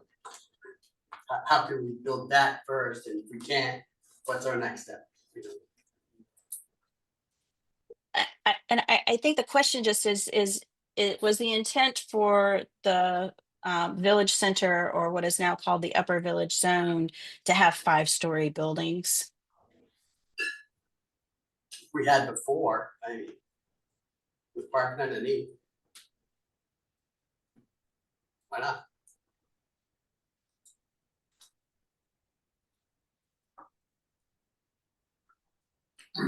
I don't know if anyone has a good answer for you. We'll have one after November 4th. Because we have the vote on the TIF for Union Park. And one of the objections that people raise is the 4-story building. So I guess if the TIF doesn't go through, it is somewhat a message from the public saying we don't want 4-story buildings. So what did we end up with over Or on we Elm don't want Street? tips. Or both. I mean, That has the parking underneath, Mhm. right? Right. Yeah. Yeah, but what did we end up with over on Elm Street? Where are those? Where River Minnie Manor Landing? was? How many floors? I think it's 3. Three. Three. I think it's 3. Because there was pushback on that when we went that extra floor and actually ended up working out pretty well. River Landing? you're talking Is it 3 Yeah. or is it 2.5? Well, I thought that was. Maybe it's 3. I think it feels big because everything else is kind Yeah, of it's It's small in right up that on the area. street. Yeah. Yeah, all right. All right. I don't know about everyone else. I want to at least wrap up in the next 15 minutes or so. That'll have us having been doing this for 2 hours. What I'm wondering is, and I guess I'm looking at you and maybe Danny, if we connected Chris with Leslie to maybe take this conversation a little bit further with across the street. Is there a value in doing that? I think there's a value in addressing some of these concerns, not only just for the Dan Yeah, no, I'm not- Cameron this isn't- situations, In But- doing that, that addresses some of those concerns, but. but for if we're- the if entire we have enough zone. of an example, then we can stop here, right? But then I think there's kind of a list of things that we need to do some more work on. Yes. In one question, I mean, I noticed in one of the tables where it's talking about, I don't know if it's the use table or one of the other tables about what's allowed. And this would be an MDP, right? Mixed plan Yes. development, Yes, right? There's one, maybe it's the mixed residential that has, if you're doing an MDP, you can have retail in it. I think that is in the use table. the problem with the master Oh, plan yes. is it's 25 acres minimum. No, And- No, It could be No, less. that's planned residential from our current code, Chris. Oh, then I'm wrong. Yeah. You need to have. I've wanted to Chris, use that before and no. you can't. You need to have it for Stay 6 up. acres and larger, but you can have it for less, and that can be used here. it's been reduced. Can we, could we add something there that in an MPP, that the general building type is allowed? I mean, in this case, where we have a 4-story building on the road, having 4-story buildings behind it is different than having, a 4-story general building just in the middle of nowhere. Right. So if we can incorporate the ability to have general buildings in an MVP, Or PCD. or whatever happens with all the acronyms, you know, it's Some of these fantastic. are important acronyms. Yes, yes. No, I think that's a good idea. Leslie, that you were nodding, it seems like that's something you think could work Yeah. potentially. Yeah, Absolutely. I like that. Yeah. Mhm. And then we had tried to talk about this earlier and a lot of things happened. I was hoping Leslie could speak about PCDs in the center zones because I've been looking at them outside of the center zone, but I think it is important to understand, to my understanding, the master plan district replaces effectively what the planned commercial development offers. At this point, you had provided some information in the memo or the responses that you gave. I didn't know if you had anything to say on that, Leslie. Yeah, I think that, well, my understanding, and I could be wrong, is, well, let me ask one question. Are there any existing PCDs in the Topsom Center area? I don't think This there are. project is a PCD, 100 Park Drive is a PCD. Just to name two. But nothing any bigger than that. I'm sorry, what was the first one? Park Drive is a PCD and 99 Main Street is proposed to be a PCD. It's proposed to be, okay, so just these two. So Yeah, far, so the, I've done. So do you wanna, hang on, my, let okay. Tom, you wanna, Oh, I don't know them all, but yeah, the mall's got a couple of them. We've got the new Union Park proposal. Their letter came through as a post PCD. Oh, And like Chris just mentioned a couple there. Yeah, I'm curious on that too, but that's what their initial letter came through as. I think the Union Park would meet the code though. I believe it will too. Yeah. Yeah, we'll look at that. The whole thing with these, so, and why we should look at it. So we've got essentially 10 or 9 different ways you can develop here, and how it evolved over time and why has been lost. So we've got our initial table of dimensional standards that everybody's familiar with. You look at that, it tells you your setbacks and your lot size and all that. Then on top of that, we have a common plan development option, a large lot subdivision option, rural open space subdivision option, open space option, planned residential development, planned commercial development, planned mixed use development. And then we have a table with various 0-foot setbacks applicable to specific uses or projects that can be approved by the planning board. So there's a lot there.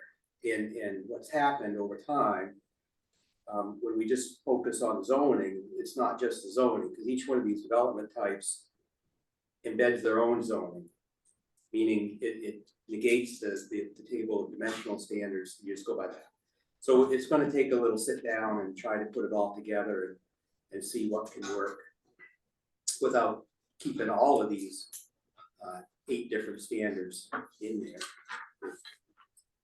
So what we've done in other places is just called them legacy zoning, and set up some standards that they could just continue as they are until such point that they were to redevelop. And oftentimes what happens is that the new zoning is allows more developability, and I believe especially in Thompson Fair Mall area that it would. And so if something were to change there big, that it would go, it would basically go away and the new zoning would be utilized. That's typically Right. how it works. Usually out in every zone, they're each one is specific to a or a couple of zones. So a lot of them will just be replaced by the center zone and master development. It won't be an issue, but yeah, maybe something like that we should look at. But in general, the idea was that no new ones would be developed, because we are giving a lot of flexibility in terms of, how things can develop in most of the areas, aside from, the village zones being much more lower scale. I mean, everything that we're allowing in all of the other locations is much taller, than what your current zoning, aside from all of these different options, would have allowed. And so the idea was that this process would be a lot simpler because it is kind of by right more developability than is currently allowed. Is that fair, Sky? So, yeah, So we are trying to allow more with the intent of encouraging more housing, which was an original goal, especially, but also to make it easier to develop and to remove some of the kind of negotiation processes that happen with some of the design standards, which are, you know, kind of hard to interpret. I don't know if I said what you needed me to say, Sky. no, that was great, thank you so much. No, thank you, and thank you for participating, Leslie. All right, we have, on my clock anyway, about 10 more minutes, and we will have put in 2 hours. Yes. I guess, can we spend just a few minutes talking about the way forward? Yeah, Right, we have a meeting on 11/13, and then another meeting on 12/11. Yep. The Patriots play on 11/13. So I hope we're not looking for a long meeting on 11/13. I guess, what do we have as far as projects, and what do we want to come back with? Right? well, Union Park is coming for a re-up on their sketch on 11/13, so we'll have a meeting, but if you guys would like to push off a workshop, we can. You know, I know this has taken a long time, but it is a big project and we wanna do it right. We can continue with this topic in December. I think I'd rather stay with this. Yep, that's Rather fine, than jump into something new. that's fine. I would like to ask the board 2 questions before you leave, so I have, I think 2 questions before you leave, so I have direction to move forward, because to me, in my understanding, I know there was a lot of things talked about tonight and a lot of back and forth, but it feels like there are 2, there's one really big issue that I have been hearing for a while, is that retail is non-conforming in the mixed transitional zone. And I knew that coming into this meeting tonight, that this would be a topic to talk about, which is why it was in my memo. And I just would like to know how I should go forward with that so that you guys can discuss it again. In my memo, there was 3 options that I laid out. We can look into allowing non-conforming uses to expand. There's precedent in Maine.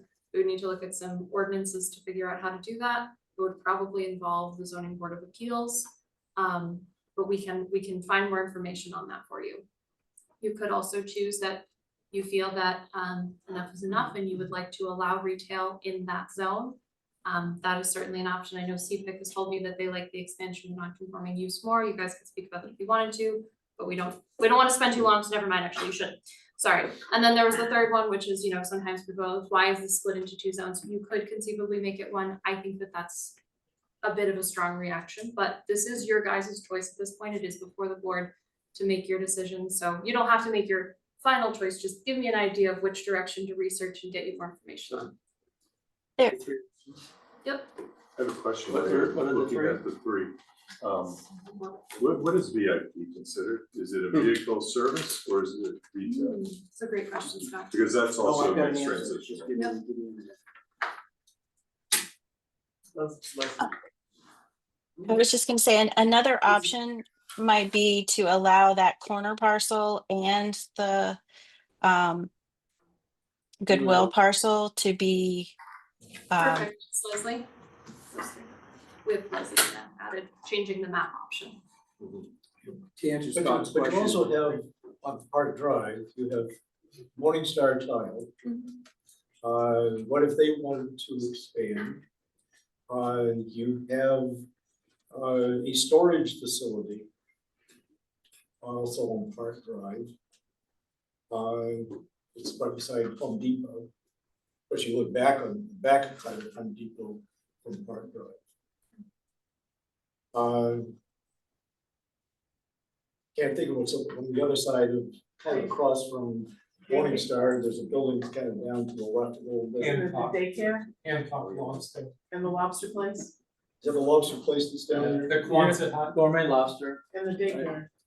Yeah, I know the daycare's Yeah. closer down to Topsham Fair Mall. I So- would just speak about Morningstar really quickly. I think there's been a mistake in how artisan is defined, and I think they were intended to fall under that. And I think we were gonna change some of the definition to that to allow Morningstar to fall under artisan manufacturing. I believe you and I talked about that, Leslie. That one was not meant to be non-conforming, it was just a mistake in how it was defined. Okay, but let's come back, because now we have 5 minutes. Yep. I don't know that we're ready, because if you ask me tonight, I don't know if I'd use the word dissolve, I'd just say leave it mixed use, which it is, right, which is number 3. I don't know if I think Scott would agree with me, she might agree with me, but I think we need You want more information on more it? information all on 4 it, of them? right? Because I see it maybe leaning towards 1. I know I'm leaning towards 3, and I always have.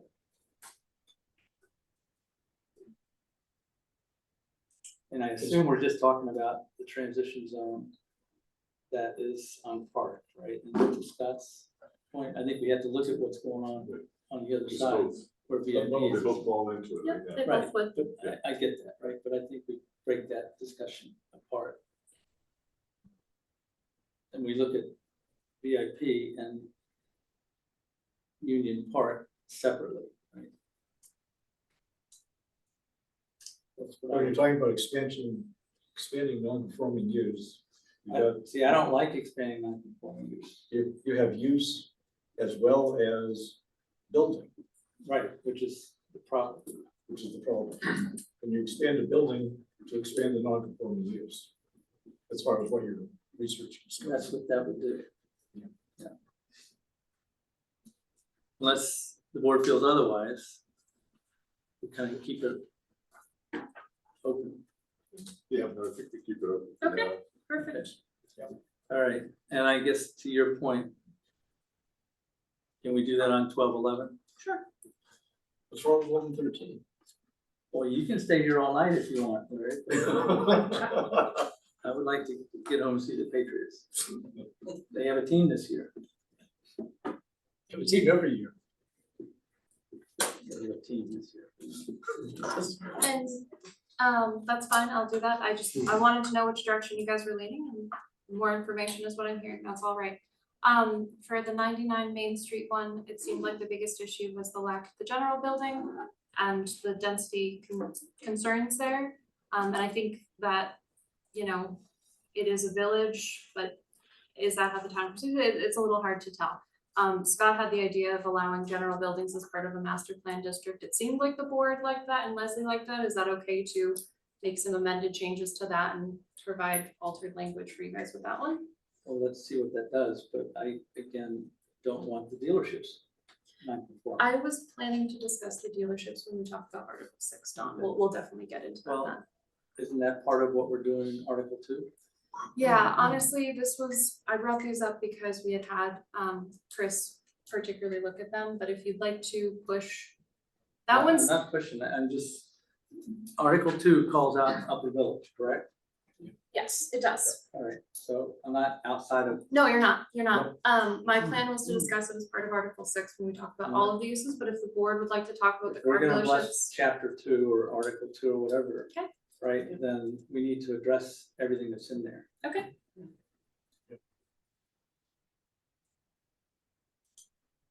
So we'll talk about Article 2 again in December. Anyone else have anything on the board?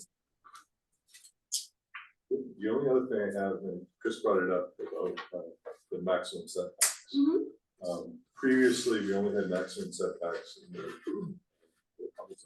lower village, upper village, or whatever we call this, or the village center. Yep. Maybe whatever. In R4, which is the mixed residential area around the high school. And, but now we're expanding that maximum to other places. And I'm just wondering why that got expanded. It's important to these guys, but my house is about 100 feet from Main Street, so it's gonna be non-conforming now. So, I'm in the same boat. Just wondering. How do we deal with you then? Yeah, I know, I'm gonna have to move out of town. A lot of Or I could notices. put, I could see a dent for that. But, A row house down front one. and that's a nice lot. Yeah.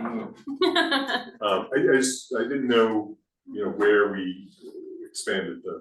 Yeah. The maximum. So, Yeah. I will pull that information Okay. together for you, I do not know.